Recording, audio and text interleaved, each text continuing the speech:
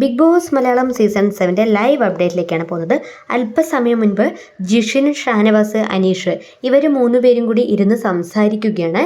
Jithu Joseph, Aparna Balamurali, Asif Ali, Arjun ഇവർ ആ ഒരു മൂവി പ്രൊമോഷൻ്റെ ഭാഗമായി വന്നു പോയതിന് ശേഷം ആരൊക്കെയാണല്ലേ നമ്മുടെ ഈ ഒരു ഷോ കണ്ടുകൊണ്ടിരിക്കുന്നത്, നമ്മൾ ആരും പ്രതീക്ഷിക്കാത്ത ആളുകൾ വരെ നമ്മുടെ ഷോ കാണുന്നുണ്ട് എന്ന് പറഞ്ഞുകൊണ്ട് അതിനെക്കുറിച്ച് അവരവിടെ സംസാരിക്കുന്നു. അപ്പോൾ അനീഷ് പറയുന്ന ഒരു കാര്യമുണ്ട്, ഞാനിപ്പോൾ സ്വപ്ന ലോകത്ത് പാറിപ്പറന്ന് നടക്കുകയാണ് എന്നത്. അതിനുശേഷം ഷാനവാസ് പറയുന്നുണ്ട്, ബിഗ് ബോസിൽ നിന്നും ഒരുപക്ഷെ ഈ ഒരു ഷോയെ നമ്മൾ മിസ് ചെയ്തതാണെങ്കിൽ നമുക്ക് തീരെ നഷ്ടമായിരിക്കുമെന്നത്. ആ സമയം അനീഷ് പറയുന്നുണ്ട്, ഞാൻ ഒരിക്കലും മിസ്സാക്കില്ല, കാരണം ബിഗ് ബോസിൽ നിന്നും ആദ്യത്തെ കോൾ വന്ന സമയത്ത് തന്നെ ബിഗ് ബോസ് ഞാൻ റെഡിയാണ് എന്ന് പറഞ്ഞുകൊണ്ട് തയ്യാറാവാൻ നിന്ന വ്യക്തിയാണ് ഞാൻ എന്നത്. അത് നമുക്ക് ആദ്യ ദിവസം മുതൽ തന്നെ കാണുന്നുമുണ്ട് അനീഷിൻ്റെ ഗെയിമിൽ. അനീഷ് ഒരു ബ്രില്യൻ ഗെയിമർ തന്നെയാണ്. കാരണം ഈ ഒരു ബിഗ് ബോസ് എന്നുള്ള ഈ ഒരു പ്ലാറ്റ്ഫോമിലേക്ക് ഒരു എൻട്രി കിട്ടാനായിട്ട് ഒരുപാട് ആളുകൾ കാത്തിരിക്കുന്നുണ്ട്.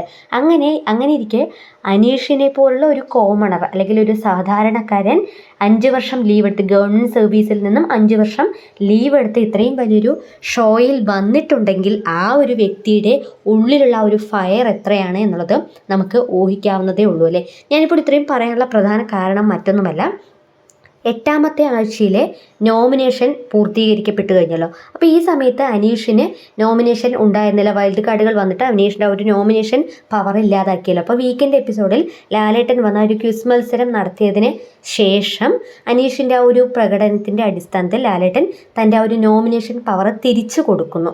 ഈ ഒരു പവർ തിരിച്ചു കൊടുത്തതിന് ശേഷമുള്ള ആദ്യത്തെ നോമിനേഷനാണ് ഇന്ന്.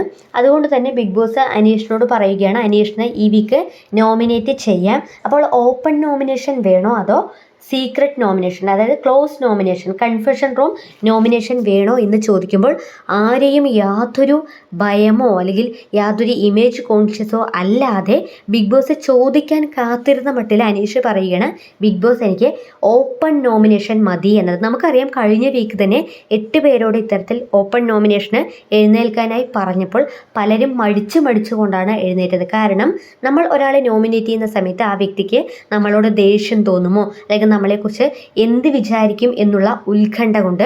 എന്നാൽ ഇന്ന് അനീഷ് ആരെയും ഭയമില്ലാതെ യാതൊരു ഉത്കണ്ഠയും ഇല്ലാതെ ഓപ്പൺ നോമിനേഷൻ വേണം എന്ന് പറയുമ്പോൾ തന്നെ ആ ഒരു ഗെയിമർ അല്ലെങ്കിൽ അനീഷിൻ്റെ മൈൻഡ് ഗെയിം എത്രത്തോളമാണ് എന്നുള്ളത് നമുക്ക് ഊഹിക്കാവുന്നതല്ലേ ഉള്ളൂ.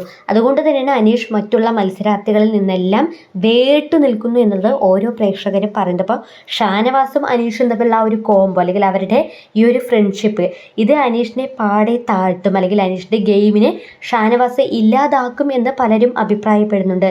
എന്നാൽ പേഴ്സണലി എനിക്ക് തോന്നിയൊരു കാര്യം, അനീഷ് അവിടെ ഷാനവാസുമായി സൗഹൃദം സ്ഥാപിക്കുന്നുണ്ട് എന്നുണ്ടെങ്കിലും അനീഷ് തൻ്റെ ഗെയിം വിട്ട് ഒരിക്കലും പോവില്ല എന്നതാണ്. അതുകൊണ്ട് തന്നെയാണ് അനീഷ് മറ്റുള്ള എല്ലാ മത്സരാർത്ഥികളിൽ നിന്നും വേറിട്ട് നിൽക്കുന്നതും. എന്തായാലും അനീഷിൻ്റെ ഉള്ളിലൊരു ഫയറുണ്ട്. അത് അവസാന ദിവസം ഒരുപക്ഷെ Bigg boss Malayalam season 7 title winner എന്നുള്ള ആ ഒരു ലെവലിലേക്ക് വരെ എത്തട്ടെ എന്ന് മാത്രമേ നമുക്കും ആശംസിക്കാനുള്ളൂ. എന്തായാലും തൻ്റെ ഉറ്റ സുഹൃത്തായ ഷാനവാസ് ചെയ്യുന്ന തെറ്റുകൾ പോലും ചൂണ്ടിക്കാണിക്കാൻ യാതൊരു മടിയുമില്ലാത്തൊരു കണ്ടസ്റ്റൻ്റാണ് അനീഷ് എന്നതാണ് എനിക്ക് വ്യക്തിപരമായി പറയാനുള്ളത്, ഞാൻ വിശ്വസിക്കുന്നതും. സോ നമുക്ക് കാത്തിരുന്ന് കാണാം ഇനിയുള്ള അനീഷിൻ്റെ ഗെയിമിനായിട്ട്.